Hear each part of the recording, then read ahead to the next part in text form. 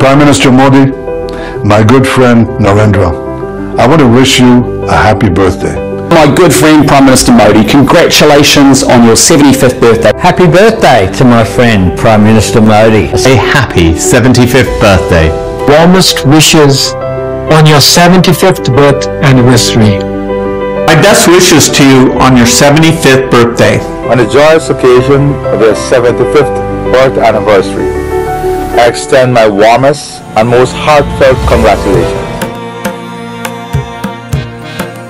ভারতের রাজনীতির ময়দানে বর্তমানে একটাই নাম, শ্রী নরেন্দ্র মোদী।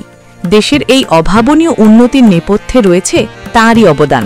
বিশ্বের দরবারে ভারতকে শ্রেষ্ঠ আসন দিয়েছেন আমাদের সকলের জননেতা প্রধানমন্ত্রী শ্রী নরেন্দ্র মোদী। বুধবার ছিল তার ৭৫তম জন্মদিন। গত ২ দশকে সত্যনিষ্ঠ দায়িত্ববান এক নেতার উত্থান দেখেছে ভারতবাসী। তাকে নিয়ে যতই গর্বের শেষ নেই গোটা দেশের মানুষের, কারণ ভারতকে এত সুন্দর করে তোলার কাণ্ডারি প্রধানমন্ত্রী নরেন্দ্র মোদী নিজে। নরেন্দ্র মোদীজির শুরুর জীবনটা ছিল নানা প্রতিকূলতায় ভরা, আর এই প্রতিকূলতাই তাকে মানুষের কষ্টকে বুঝতে শিখিয়েছিল। তাই আজ মানুষের সেবায় তার কাছে প্রধান লক্ষ্য। ১৯৫০ সালের ১৭ই সেপ্টেম্বর গুজরাট রাজ্যের অন্তর্গত মহিসানা জেলার ভডনগরে প্রধানমন্ত্রী নরেন্দ্র মোদীর জন্ম হয়। শ্রী দামোদর দাস মূলচাঁদ দাস মোদী এবং হীরাবেন দামোদর দাস মোদীর ৬ সন্তানের মধ্যে তৃতীয় সন্তান হলেন নরেন্দ্র দামোদর দাস মোদী। ভডনগর স্টেশনে একটি চায়ের দোকান চালাতো তার বাবা দামোদর দাস মোদী। ছোটবেলা থেকেই পড়াশোনার পাশাপাশি দেশাত্মবোধের ভাবনা তৈরি হয়েছিল নরেন্দ্র মোদীর মধ্যে। আপনারা জানলে অবাক হবেন, মাত্র ৮ বছর বয়সে তিনি আরএসএস এর সংস্পর্শে আসেন, আর তখন থেকেই সমাজ পরিবর্তনের এক অদম্য ইচ্ছা নিজের মধ্যে অনুভব করেন তিনি। মাত্র ১৭ বছর বয়সে গৃহত্যাগ করে আর্তের সেবায় নিজেকে নিযুক্ত করেন আমাদের প্রধানমন্ত্রী, দেশের টানে, দেশের মানুষের টানে। ২ বছর পর বাড়িতে ফিরে বেশি দিন মন টেকেনি, আবার বেরিয়ে পড়েন গরিব প্রান্তিক মানুষের কল্যাণে। এরপরে ১৯৭১ সালে আরএসএস এ যোগদান করেন প্রধানমন্ত্রী শ্রী নরেন্দ্র মোদী। এরপরে ১৯৮৫ সালে আরএসএস এর নির্দেশেই ভারতীয় জনতা পার্টির সদস্য হন তিনি। ১৬ বছর ধরে বিজেপির সংগঠক হিসেবে কাজ করেছেন মোদীজি। সেই সময় গুজরাটের অন্যতম সংগঠকের দায়িত্ব পালন করেছিলেন তিনি। এর ফলে ১৯৮৮ সালে তিনি ভারতীয় জনতা পার্টির গুজরাট শাখার কার্যনির্বাহী সম্পাদক হিসেবে নির্বাচিত হন। তারপর নিজের দক্ষতায় ও দূরদৃষ্টিতে ধাপে ধাপে রাজনীতির শীর্ষে পৌঁছন তিনি। ২০০১ সালে দলের নির্দেশে গুজরাটের মুখ্যমন্ত্রীর দায়িত্ব গ্রহণ করেন শ্রী নরেন্দ্র মোদী, আর এই ঘটনাই তার জীবনের মোড় ঘুরিয়ে দেয়। একবার নয়, ৪ বার গুজরাটের মুখ্যমন্ত্রী হয়েছিলেন তিনি। ১৩ বছর ধরে গুজরাটের মানুষ ভরসা করেছিলেন তার ওপর। সেই থেকে এখনো পর্যন্ত টানা ২৪ বছর রাজনীতির ময়দানে রাজত্ব করছেন মোদীজি। কোটি কোটি মানুষের কাছে পৌঁছেছেন, তাদের নিজের পরিবারের সদস্যের মতো আপন করে নিয়েছেন আমাদের প্রধানমন্ত্রী, আর সেই জন্যই ক্রমশ বেড়েছে তার সাফল্য। ২০১৪ সালে ইউপিএ সরকারের দুর্নীতিতে জর্জরিত দেশবাসী চেয়েছিলেন এক সত্যনিষ্ঠ দায়িত্ববান প্রধানমন্ত্রীকে। ওই বছর লোকসভা নির্বাচনে বারাণসী কেন্দ্র থেকে নির্বাচনে জয়লাভ করে প্রথমবারের মতো সংসদে যান মোদীজি। দেশের জনতার আশীর্বাদে প্রধানমন্ত্রী হিসেবে শপথ নিয়ে ঝাঁপিয়ে পড়েন উন্নয়ন যজ্ঞে। একবার নয়, ৩বার প্রধানমন্ত্রী হিসেবে তিনি দায়িত্ব পালন করেছেন। কিন্তু সফলতার পাশাপাশি একই সঙ্গে আসে সমালোচনা।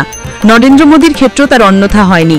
তিনি যেমন সফলতা অর্জন করেছেন, তেমনি অনেক সমালোচনাও সইতে হয়েছে, কিন্তু সমালোচকরা দমাতে পারেননি তাকে।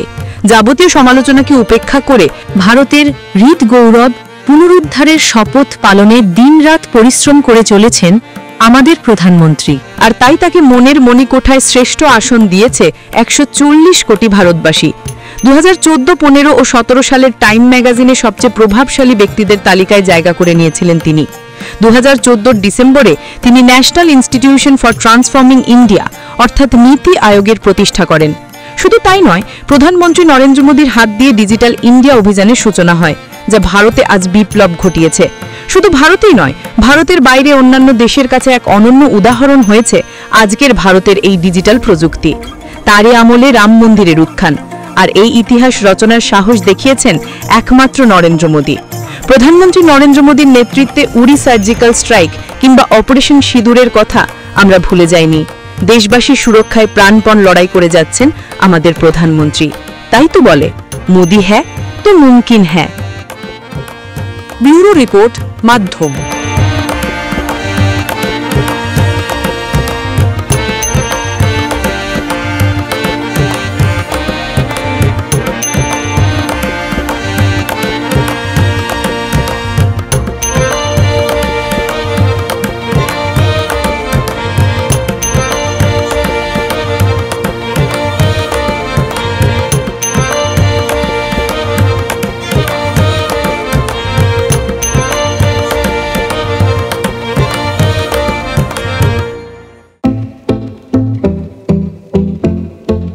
भारत के हृदय प्रदेश मध्य प्रदेश की धरती, जहां परंपरा और प्रगति का संगम है, और यहीं भोपाल में पहली बार आयोजित हुआ ग्लोबल इन्वेस्टर्स समिट 2025। प्रधानमंत्री नरेंद्र मोदी जी के कर कमलों से शुरुआत और केंद्रीय गृह मंत्री अमित शाह जी का मार्गदर्शन।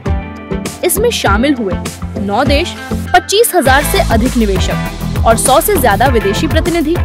समिट में हुए 89 MOUs पर हस्ताक्षर, 600 से अधिक बीदोग और 5,000 प्लस बीदोग मीटिंग्स, 26 लाख करोड़ से ज्यादा निवेश, जिनसे 17 लाख से अधिक रोजगार सृजित होंगे।